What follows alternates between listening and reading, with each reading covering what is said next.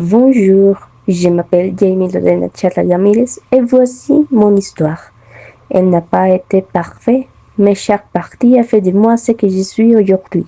Je suis née le 13 juillet 2001 à La Mesa, Cundinamarca. Mais j'ai en fait vécu et grandi à Mesitas del Colegio. J'étais un enfant tendre, timide et appliqué. J'étais toujours en train de dessiner, de jouer et de découvrir de nouvelles choses.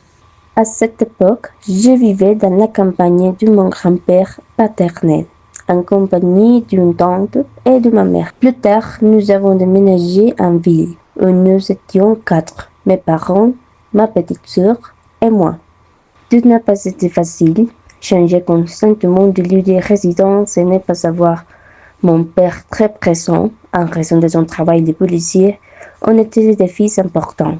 Mais il y a eu aussi des bons moments, comme la naissance de ma sœur, le fait de grandir avec mon grand-père qui nous a toujours gâtés et la possibilité de vivre dans un environnement rural, calme et tranquille. Mes mémoires d'école sont marquées par les récréations dans les parcs, par les bonnes relations que j'avais avec mes professeurs, les livres d'école que j'aimais remplir, les travaux manuels et les dessins que je faisais sur des feuilles volantes ou dans mes cahiers. Pendant mon adolescence, j'ai fait tout mon lycée au Colegio Las Américas, de 11 à 16 ans, et j'ai obtenu mon diplôme en 2017. Mon adolescence a été très calme par rapport à d'autres. Je n'ai jamais été quelqu'un qui évitait l'école, qui sortait faire la fête, qui commençait à boire ou à fumer. Cela ne m'attirait pas et ne me plaisait pas du tout. C'est alors que j'ai commencé à découvrir petit à petit ce que j'aimais, l'art, le dessin, tout ce qui est visuel, la danse, la musique et des langues. C'est aussi à cette époque que j'ai commencé à percevoir des insécurités en moi et physiquement. Et j'ai en tête un commentaire de mes amis qui m'ont dit que je ne pouvais pas me déguiser en Jasmine quand j'étais comme ça.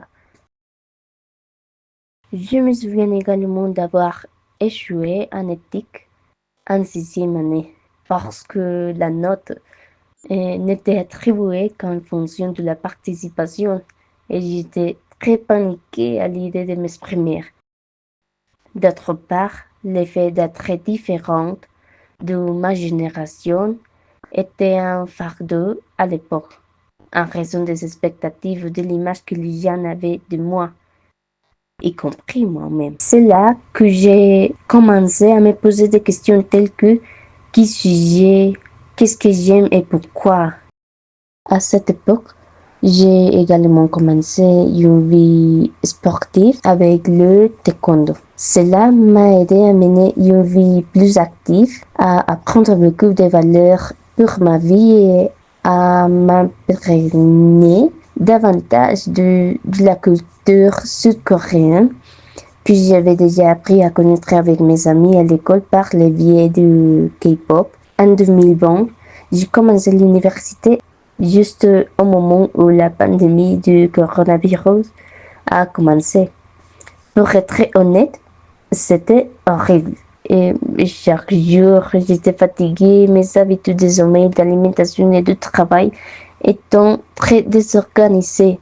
Dès les cours en présentiel à l'université, j'ai rencontré des personnes formidables qui m'ont accompagné tout au long de ce processus. J'ai vécu des situations qui m'ont forcé à m'affirmer, à reconnaître les vraies amitiés, à penser à moi. C'est également à l'université que j'ai été encouragée à rejoindre l'équipe de taekwondo et que j'ai commencé à participer à des compétitions.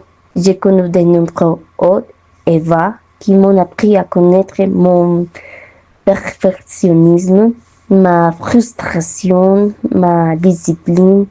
À présent, je suis une jeune fille de 23 ans, résiliente, courageuse et rêveuse, qui en sait beaucoup plus sur elle-même et qui continue d'apprendre à se connaître. Je m'efforce de terminer mon diplôme d'espagnol et de langue étrangère de donner le meilleur de moi-même en tant qu'athlète et de suivre ma propre voie.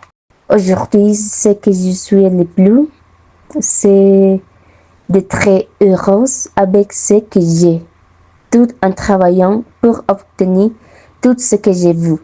Vivre avec équilibre, faire ce que j'aime, tirer le meilleur parti de chaque expérience, me soutenir dans les moments de vide et partager avec les personnes que j'aime et qui me sont chères. Ceci, je crois, n'est que le début de ce que je suis vraiment. Je suis enthousiaste à l'idée de ce qu'il me reste à vivre. Merci d'avoir suivi mon histoire. Et si vous écrivez la vôtre, souvenez-vous que chaque jour est une nouvelle page du livre de votre vie.